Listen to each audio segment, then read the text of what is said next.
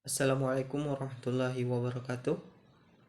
Alhamdulillahirrabbilalamin. Wassalatu wassalamu ala asrafil anbiya'i wal mursalin Sayyidina Muhammadin wa ala alihi wa sahbihi ajma'in, amma ba'd.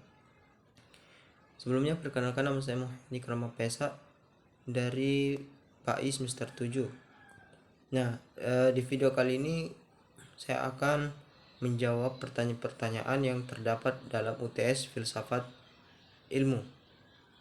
Nah, yang pertama yaitu apa makna atau esensi dari pengertian filsafat ilmu?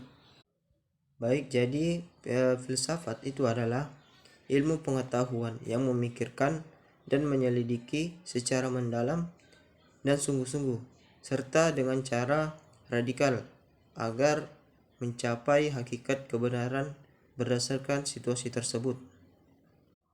Nah, pertanyaan kedua yaitu jelaskan mengapa filsafat ilmu itu menjadi landasan dalam pengembangan ilmu pengetahuan. Nah, jadi mengapa filsafat ilmu? Filsafat itu dijadikan landasan dalam perkembangan ilmu pengetahuan.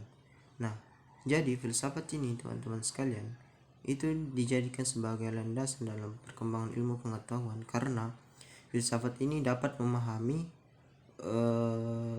konsep dan teori yang terdapat di dalam ilmu pengetahuan. Jadi filsafat inilah yang memberikan konsep dan teori yang terdapat di dalam ilmu pengetahuan itu. Selanjutnya soal yang ketiga yaitu sebutkan dan jelaskan ciri-ciri filsafat ilmu. Jadi ciri-ciri filsafat ilmu itu ada 3. Yang pertama yaitu universal.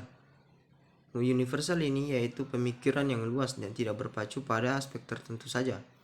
Yang kedua yaitu radikal, mendasar, di mana radikal ini yaitu pemikiran yang dalam sampai kepada hasil yang fundamental dan esensial.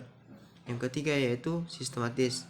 Sistematis ini yaitu bentuk atau cara, pola, dan metode berpikir yang runtut dan logis meskipun spekulatif.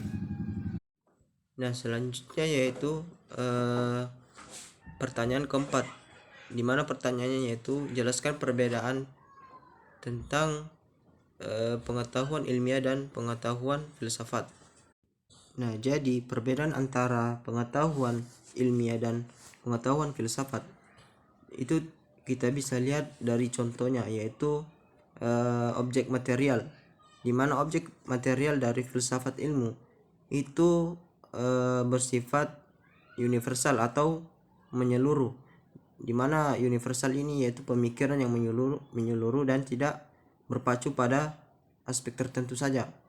Nah, sedangkan objek material yang terdapat dalam pengetahuan ilmiah itu bersifat khusus dan empiris. Nah, selanjutnya pertanyaan yang kelima yaitu jelaskan dan berikan contoh tentang objek material dan objek formal yang terdapat dalam objek filsafat ilmu. Nah, jadi objek material itu adalah segala sesuatu yang realitasnya ada, baik itu dapat dilihat langsung oleh mata ataupun hal-hal yang tidak bisa dilihat secara langsung oleh mata. Nah, sedangkan objek formal itu adalah perspektif yang digunakan oleh seseorang dalam mengetahui dan memahami tentang objek material tersebut.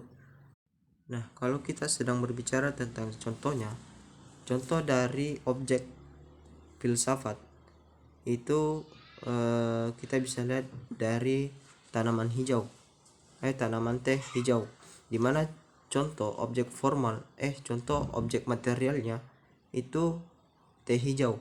Dan kemudian contoh objek formalnya itu bisa kita lihat dari zat yang terkandung di dalam teh hijau tersebut yang kemudian dapat memberikan manfaat bagi manusia.